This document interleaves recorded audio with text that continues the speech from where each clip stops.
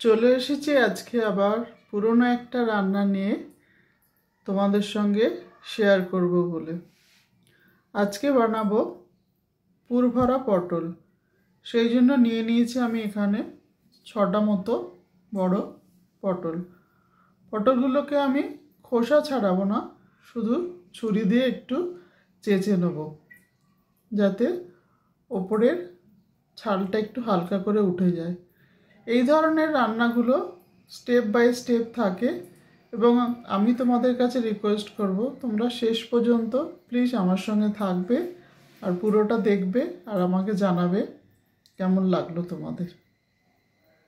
ওকে, তো আমার সবগুলো পটলই প্রায় চেঁচে নেওয়া হয়ে গেছে।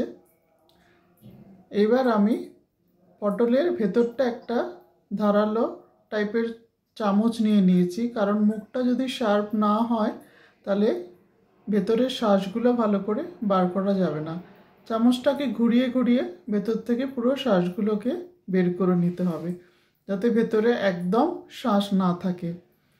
তো সেই রকমই আমি একটা পটল আগে তোমাদের শ্বাসটা বের করে নিয়ে দেখাচ্ছি যে আমি কীরকমভাবে বের করি। একটা পটল থেকে অনেকটাই বেরোয়, কারণ ভেতরে অনেকটাই শ্বাস থাকে। এই রান্নাগুলো খেতে যেরকম ভালো লাগে, কিন্তু একটু সময় সাপেক্ষ রান্না, সেই জন্য ধৈর্য নিয়ে করতে হয় আর কি। তো বেরিয়ে গেছে আমার এতটা মতো একটা পটল থেকে শ্বাস। পুরো সবগুলো পটল আমি থেকে শ্বাসগুলো বার করে নিয়েছি। এইবারে রান্নাটা করার জন্য যে মশলাটা আমি ব্যবহার করব সেটা একটু তাওয়াতে গরম করে নিয়ে মিক্সারে গুঁড়ো করে নেব। তো প্রথমে নিয়ে নিলাম শুকনো লঙ্কা, তারপরে গোটা জিরে, তারপরে নেব গোটা ধনে, আর নেব খুব অল্প পরিমাণে মৌরি। দিয়ে দিলাম মৌরি। তো এটাকে আমি অল্প একটু গরম করে নেব, নিয়ে তারপরে এটাকে মিক্সিতে গুঁড়ো করে নেব।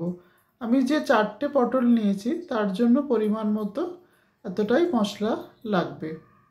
যদি বেশি পটল হয় তাহলে মশলাটা আরেকটু বেশি বাড়িয়ে দিতে হবে।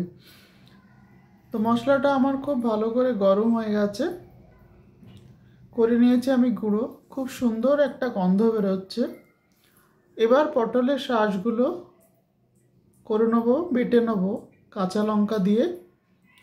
টমেটোটা আমি পেস্ট করে নেব যেরকম করে নিই, আর পেঁয়াজটা স্লাইস করে কেটে নেব। এখানে আমি কড়াতে বসিয়ে দিয়েছি জল, এর মধ্যে দিয়ে দেবো অল্প নুন আর দিয়ে দেবো অল্প হলুদ। তো জলটা যখন ফুটে যাবে, মানে এইরকম সময় যে পটলগুলো আমি ভেতর থেকে শ্বাস বের করে নিয়েছি ওগুলো দিয়ে দেবো এই গরম জলের মধ্যে। প্রায় কিছুক্ষণ আমি এগুলো গরম জলে ভাপিয়ে নেব খুব ভালো করে, যাতে অনেকটা নরম হয়ে যায়। যখন আমি গরম জলে দেব এগুলো এপিট ওপিট করে উল্টে দেব, যাতে সব দিকগুলো সুন্দরভাবে নরম হয়ে যায়। হয়ে গেছে আমার পটলগুলো গরম করা বা ভাপিয়ে নেওয়া। এবার আমি স্ট্রেনারে এগুলো জল ঝরিয়ে নেব। ওই কড়াতেই আমি দিয়ে দেবো সাদা তেল। রান্নাটা আমি সর্ষের তেলে করব, কিন্তু পুরটা আমি সাদা তেলে বানিয়ে নেব। তো তেল আমার গরম হয়ে গেছে। এবার এর মধ্যে আমি দিয়ে দিলাম 5টা মতো চিংড়ি মাছ। চিংড়ি মাছগুলো আমার খুব বড় ছিল, সেই জন্য আমি 4টে পটলের জন্য 5টা মতোই দিয়েছি। চিংড়ি মাছগুলোকে অল্প ভেজে নিতে হবে, তো সেরকমই আমি চিংড়ি মাছগুলো একটু অল্প ভেজে নিচ্ছি। এবার এগুলোকে তুলে নেব। এই তেলের মধ্যে দিয়ে দেবো রসুন কুচি। রসুনগুলোকে আমি একটু থেতো করে নিয়েছি, ঠিক কুচিয়ে নিয়ে একটু থেতো করে নিয়েছি। নিয়ে এর মধ্যে দিয়ে দেবো পেঁয়াজ কুচি, যেই পেঁয়াজটা আমি স্লাইস করে কেটে নিয়েছিলাম। দুটোকে খুব ভালো করে ভেজে নেব। খুব বেশি একদম লাল করব না, কারণ সেরকম দরকার নেই এখানে খুব বেশি লাল করার জন্য। এবারে কাঁচা লঙ্কা দিয়ে যে পটলের শাঁসগুলো আমি পেস্ট করে নিয়েছিলাম সেটা দিয়ে দিলাম, দিয়ে খুব ভালো করে এবার নেড়ে নেব রসুন আর পেঁয়াজের সঙ্গে।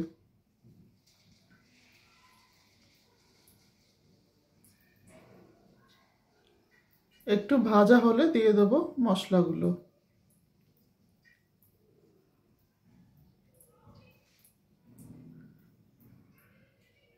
এখানে আমি চিংড়ি মাছটা দিচ্ছি, তাই যদি চিংড়ি মাছটা না দিই এমনিও করা যায়।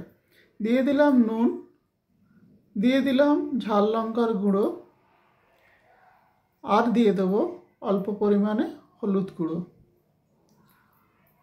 আর দেব ধনে জিরে গুঁড়ো, দিয়ে পুরোটা ভালো করে মিশিয়ে নেব। যেটা বলছিলাম, যদি আমি চিংড়ি মাছটা না দিই তাহলে আমি পুরোটাই যেটাকে বলে নিরামিষ করতে পারি। এখানে আমি চিংড়ি মাছটা দিচ্ছি তাই, কিন্তু না দিয়ে করলেও খুব ভালো লাগে, কারণ এখনই গন্ধটা খুব ভালো লাগছে। তো আমি চিংড়ি মাছগুলো হাত দিয়ে ভেঙে নিয়েছি, কারণ চিংড়ি মাছগুলো একটু বড় সাইজের ছিল, ওই জন্য এগুলোকে ভেঙে নিয়েছি। এবার পুরটার সঙ্গে ভালো করে চিংড়ি মাছগুলো মিশিয়ে নেব। প্রচণ্ড সুন্দর একটা সুস্বাদু গন্ধ বেরোচ্ছে, তো ভালো করে ভাজা ভাজা করে নেব এটা।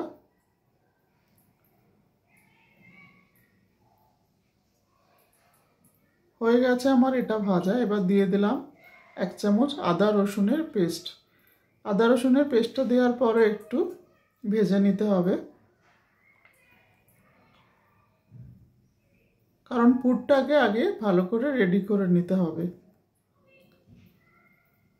এবার এর মধ্যে দিয়ে দেবো সেদ্ধ করা আলু, যেটা আমি হাত দিয়ে ভেঙে নিয়েছি। খুব একটা বেশি আলু না, একটা আলু থেকেই এতটা আলু বেরিয়েছে। তো কারণ আমার পটলের সংখ্যা খুব একটা বেশি নয়। হয়ে গেছে আমার পুরটা। এবার আমি এটা গরম মশলা দিয়ে দিলাম অল্প, দিয়ে হয়ে গেছে আমার। এই যে পটলগুলো, এবার এর মধ্যে পুরগুলো ভরে নিতে হবে। খুব আস্তে ধীরে পটলগুলোর মধ্যে পুরগুলো ভরে নিতে হবে, যাতে পটলগুলো ফেটে না যায়। এই জন্যই আগে পটলটা একটু নুন জল দিয়ে গরম করে নিতে হয়, তাহলে পটলটা যখন সফট হয়ে যায় তখন পুরটা ঢোকাতে খুব সুবিধে হয়। তো পুরটা একদম ভেতর পর্যন্ত যাবে, যাতে অন্য সাইডটা যেটা খোলা আছে সেই দিক পর্যন্ত যায়, মানে চেপে চেপে ঢুকিয়ে দিতে হবে। এই রান্নাটা এতই সাবধানে করতে হয় যে ঢোকানোর পরও পুরটা যখন পটলগুলো ভাজা হবে তখনও খুব কেয়ারফুলি ভাজতে হয়, যাতে পটলটা ফেটে না যায় বা পুরগুলো বাইরে বেরিয়ে না যায়। আমি দেখতেই পাচ্ছি যে দুদিকেই সমানভাবে ভর্তি হয়ে গেছে পুরটা। এরকমভাবে সবকটা পটলে পুরগুলো ঢুকিয়ে নেব। তো হয়ে গেছে আমার সবকটা পটলে পুর ভরে নেওয়া। এইবারে সর্ষের তেল দিয়ে দিয়েছি কড়ার মধ্যে। আমি তিনটে করে পটল ভেজে নেব, খুব হালকা আছে, যাতে পটলগুলোর মধ্যে থেকে পুরটা বেরিয়ে না যায়। তো পটলগুলো আমার ভাজা হয়ে গেছে। এবার আমি একটা ননস্টিক কড়াতে দিয়ে দিয়েছি সর্ষের তেল, দিয়ে দিলাম জিরে, গোটা জিরে, আর দেব তেজপাতা, আর থেতে করে রাখা ছোটো এলাচ আর দারচিনি। এটা আমি ফোড়ন হিসাবে দিলাম। তো এটা যেই গরম হয়ে যাবে তখন আমি এর মধ্যে দিয়ে দেবো পেস্ট করে রাখা আমার টমেটোটা। টমেটো একটা ছোট নিয়েছি আমি, যেটাকে আমি পেস্ট বানিয়ে নিয়েছি। এটাকে একটু নেড়ে নেওয়ার পর এর মধ্যে দিয়ে দেব নুন, আর দেব চিনি। এই ধরনের রান্নায় একটু চিনি লাগে। চিনি দিলে যে খুব মিষ্টি হয় তা নয়, কিন্তু একটা সুন্দর স্বাদ হয় আর রান্নার গ্লেজটা ভালো হয়। দিয়ে দিলাম কাঁচা লঙ্কা, আর দিয়ে দিলাম অল্প হলুদ। এবার আমার মশলা একটা রেডি করে রাখা আছে, এই মশলাটা দিয়ে দিলাম পুরোটা। কারণ এই পটলের জন্য মানে যতটা কোয়ান্টিটি পটল আছে তার জন্য এতটা মশলা অবশ্যই লাগবে। মশলাটাকে খুব ভালো করে গ্যাসটাকে কম করে কমিয়ে কষে নিচ্ছি। এবারে দিয়ে দেব হালকা গরম জল। খুব বেশি জল আমি দেব না, কারণ পটলগুলো আমাদের ভাপিয়ে নিয়ে তারপরে ভেজে নেওয়া আছে, তার মানে পুরোটাই রেডি, পুরটাও আমাদের রেডি করা আছে। সুতরাং খুব বেশি জল আমি একদমই দেব না, শুধু মশলাটাকে একটু ফুটতে দিতে হবে, তারপরে পটলগুলো দেব। তো মশলাটা গরম হয়ে গেছে, আমি একটা ঢাকা দিয়ে দিলাম যাতে ভালো করে মশলাটা রেডি হয়ে যায়। এবার এর মধ্যে দেয়া যাবে পটলগুলো। তো আস্তে আস্তে আমি দিয়ে দেবো এর মধ্যে পটলগুলো। এমনভাবে ভেজেছি তোমরা দেখে নাও যে একটুও পটল থেকে কোনো পুর বেরোয়নি, সমস্ত সুন্দরভাবে আছে। কারণ খুব সাবধানে হালকা হাতে ভাজতে হবে এটাকে, এবং এখনও যখন রান্না করবো, যখন এটাকে উল্টে দেবো পটলগুলো আবার, সেটাও খুব হালকা হাতে করতে হবে। তো আমি এগুলোকে উল্টে দিয়েছি, দিয়ে দিলাম গরম মশলা যেটা আমি বাড়িতে বানাই।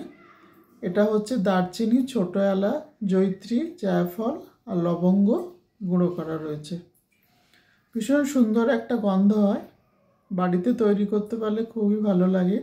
দিয়ে দিলাম অল্প আদা বাটা, যেটা আমি একটু পরেই দিই সবসময়, কারণ এরপরেও আমি একটু ঢেকে রাখবো। এটাতে আদার গন্ধ থাকে না, কিন্তু টেস্টটা খুব ভালো হয় যদি আমি এরকম সময় আদাটা দিতে পারি। তো সেই জন্য আমি অনেক ক্ষেত্রে পরের দিকে আদাটা দিই, এবং এই আদাটা পুরো পেস্ট করা থাকে না, অল্প একটু ঘষে নেওয়া থাকে যেটাকে বলে। আবার দিয়ে দিলাম ঢাকা। এবার ঢাকাটা খুলে আমি এর মধ্যে, দেখতেই পাচ্ছ পুরোটাই প্রায় রেডি হয়ে গেছে, আর কিছু সেরকমভাবে করার নেই, শুধু দুটো জিনিস আর দেওয়ার আছে। যেমন দিয়ে দেবো একটু বেশি পরিমাণে ঘি, কারণ এই ধরনের রান্নায় ঘিটা অবশ্যই লাগে এবং একটু পরিমাণটা বেশিই লাগে।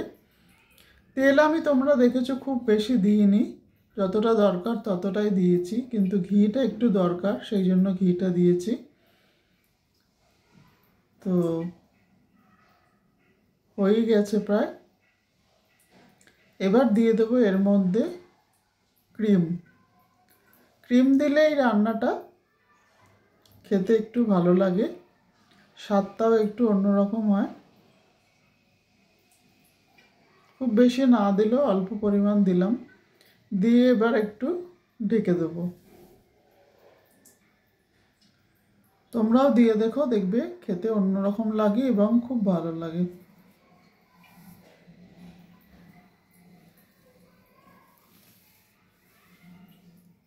তো এখন আমার পুরোটাই রেডি হয়ে গেছে, আর কিছু দেওয়ারও নেই আর কিছু করারও নেই, পুরো শেষ রান্না আমার। শুধু এখন একটা পাত্রে এটাকে ঢেলে নিতে হবে, যেমন আমি ঢেলে নিয়েছি এখানে। দেখো তোমরা কি সুন্দরভাবে পটলের মধ্যে পুরগুলো রয়েছে এবং পুরোটাই রেডি হয়ে গেছে। অবশ্যই তোমরা বানাও, আমাকে জানাও কেমন লাগলো, জানালে আমি বলেছি বারবার আমি খুব খুশি হই। Thank you.